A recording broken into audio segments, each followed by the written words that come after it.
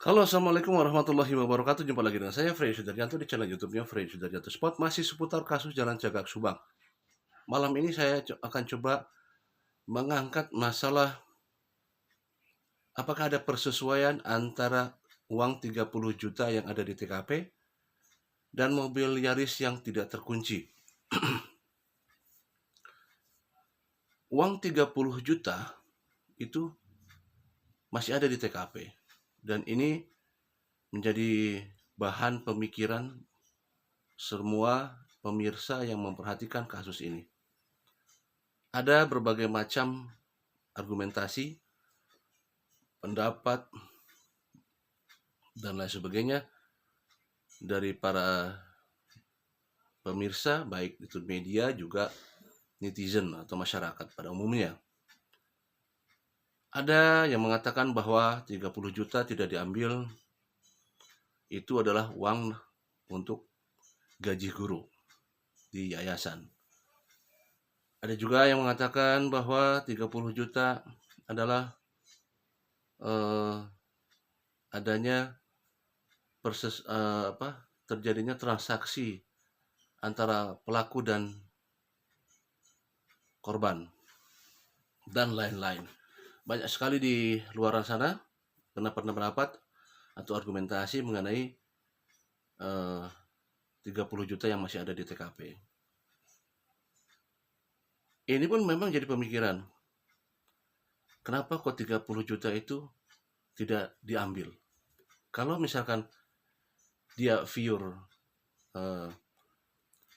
niatnya memang hanya untuk eksekusi, mungkin bisa sekalian uang itu diambil. Tetapi ini masalahnya, apakah 30 juta itu terlihat apa tidak oleh pelaku ya?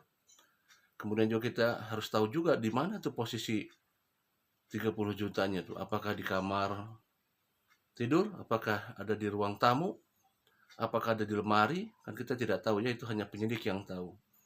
Sebenarnya dengan keberadaan posisi 30 juta itu pun akan bisa memberikan gambaran. Pada saat 30 juta itu disimpan di lemari yang sangat tertutup, maka ada kemungkinan memang pelaku tidak melihatnya. Nah, di manakah 30 juta itu berada disimpan? Kalau misalkan 30 juta itu pada saat ditemukan awal oleh baik orang yang pertama melihat, kemudian penyidik, ya, bagian kepolisian, di mana letak pertama 30 juta itu, andaikan misalkan itu adanya misalkan di ruang tamu, di tempat di meja, maka itu akan jadi pertanyaan besar, ya. Tapi kalau misalkan beradanya di tempat tersembunyi, di lemari, atau apalagi lemari yang terkunci, ya bisa jadi memang pelaku tidak melihat daripada uang itu tersebut.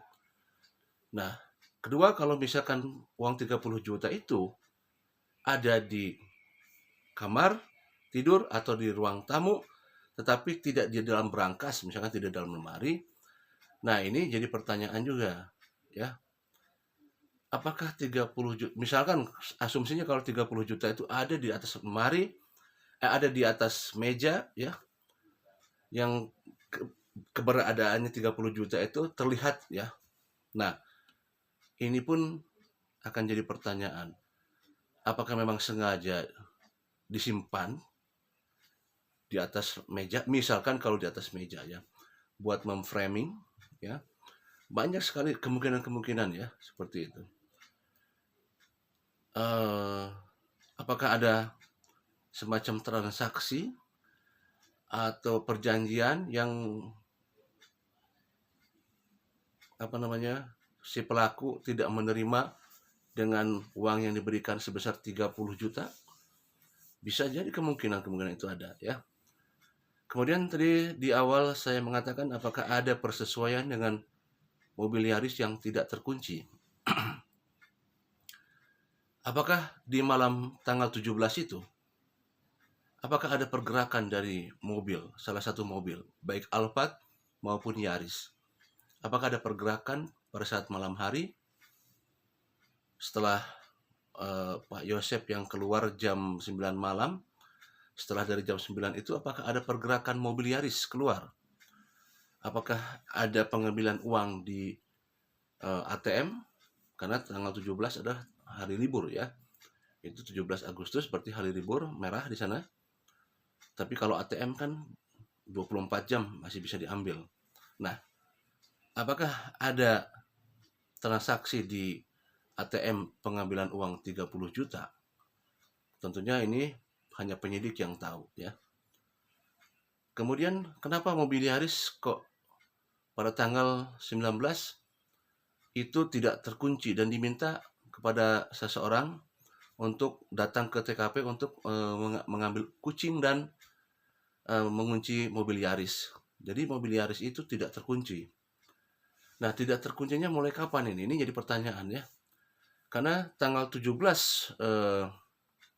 sorenya dari mulai siang itu almarhumah Ibu Tuti dan Amelia itu berangkat ke rumahnya Kang Yoris di Kasomalang dalam rangka ngaliwat ya, buat teram di sana.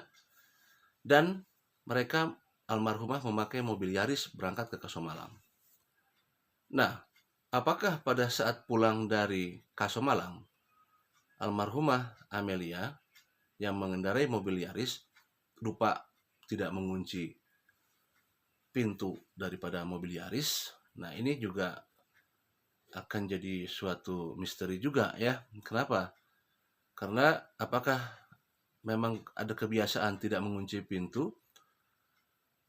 Tapi kalau saya lihat dari situasi TKP yang tidak punya gerbang ya, saya kira pastinya pemilik mobil yaitu almarhumah Amelia pasti terbiasa dengan mengunci pintu mobil untuk demi keamanan. Itu pemikiran saya. Nah, kalau misalkan terbiasa dengan mengunci, andai kata memang sudah dikunci oleh almarhumah, kemudian tanggal 19 diketahui bahwa itu tidak terkunci, maka kapan dimulainya pembukaan kunci pintu daripada mobil Yaris? Apakah tanggal 17 malam ada pergerakan keluar? Apakah ada transaksi di ATM sebesar 30 juta? Tentunya ini pihak penyidik yang bisa melaksanakannya. Apakah ada persesuaian antara 30 juta dan mobil Yaris? Nah, ini dia. Ya. Jadi misteri sekali ini ya, 30 juta. Apakah ini suatu transaksi antara pelaku dan korban yang tidak ada persesuaian atau tidak ada kesepakatan di sana? Kita hanya punya asumsi dan pendapat saja tentunya ini.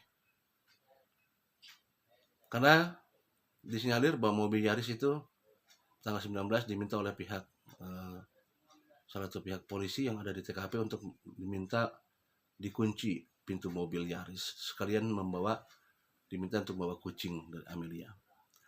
Nah, itulah teka-teki ya antara persesuaian orang 30 juta dan mobil Yaris yang tidak terkunci. Sekali lagi, kita tidak bisa hanya bisa mengawang berargumen karena kita tidak tahu posisi 30 jutanya ada di mana ya. Apakah di meja, apakah di ruang tamu, apakah di berangkas, kita tidak tahu. Misteri juga mobil Yaris tidak terkunci. Apakah memang almarhumah tidak menguncinya pada malam hari? Ataukah ada seseorang yang membuka kunci dengan sengaja, dengan maksud dan tujuan? Kita tidak tahu. Kita kembalikan kepada pihak kepolisian. Kita kasih support pihak kepolisian. Sedangkan sekiranya dengan saksi yang lebih dari 100, semoga ada saksi-saksi mahkota yang didapat oleh pihak kepolisian. Sehingga akan terkuaknya kasus ini. Ingat, tidak ada kejahatan yang sempurna dan tidak ada kejahatan yang tidak meninggalkan jejak. Karena sehelai rambut pun akan jadi alat yang sangat kuat untuk bisa membuka kasus ini. Demikian malam ini kita selalu berdoa semoga kasus ini cepat terkuak. Assalamualaikum warahmatullahi wabarakatuh.